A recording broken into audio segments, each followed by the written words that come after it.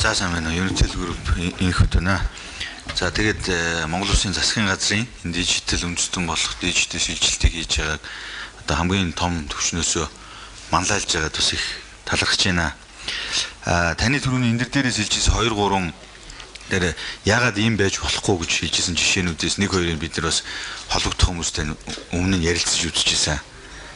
Санал болгож үзчихсэн. Ийм ингэж шийдье гэж. Гэхдээ юу ажиглагдсан бэ гэхээр одоо яг өнөөдрөх шиг юм манлайл байгаагүйс босон байж магадгүй. Тэрэн дээр хариу үзүүлж байгаа үйлдэл их удаан. Тэгээ фидбек муутай. За энийг хийх нь зөв үү гэдэг дээр эргэлцсэн. Тим хандлагууд энэ одоо би дунд шатных гэж хэллий. Дунд шатны төвшөнд байх шиг харагдаж байсан юм аа. Тэгэхээр одоо энэ манлайл ихсэн учраас мэдээж хурцсах баг.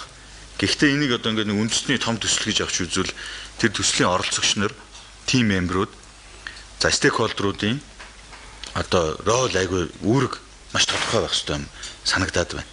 Тэгэхээр одоо энэ том манлайл нь бий болчлоо.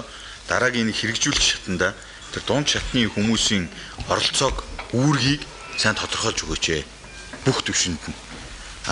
Эсвэлтгүүдээр нь одоо бас анхааруулга, сануулга өгдөг болгож өгөөч ээ. Өөрөөр хэлбэл хийцэн зөвхөн хийгээгүй хүмүүс нь зөв хийгээгүй л мэт харагддаг биш. Тодорхой санал санаачлагуудыг бүртгэж аваад тэрэн дээр одоо хариу үйлдэл хийгээгүй, тэрэн дээр ямар нэгэн дүгнэлт гаргаагүй. Тэ энийг хийх нь зөв буруу эсвэл энэ өнөөдрийн энэ байгаагаас өөрөөр ингэж хийх ёстой гэдэг тэр дүгнэлт гараагүй байвал бас хариуцлага хүлээдэг. Тэрэн дээр бас байдаг тийм тогтолцоог бий болгож өгвөл энэ шилжилт өөрөө илүү хурдан явах байхаа гэж бодож байна. Тийм санал байна. Баярлалаа.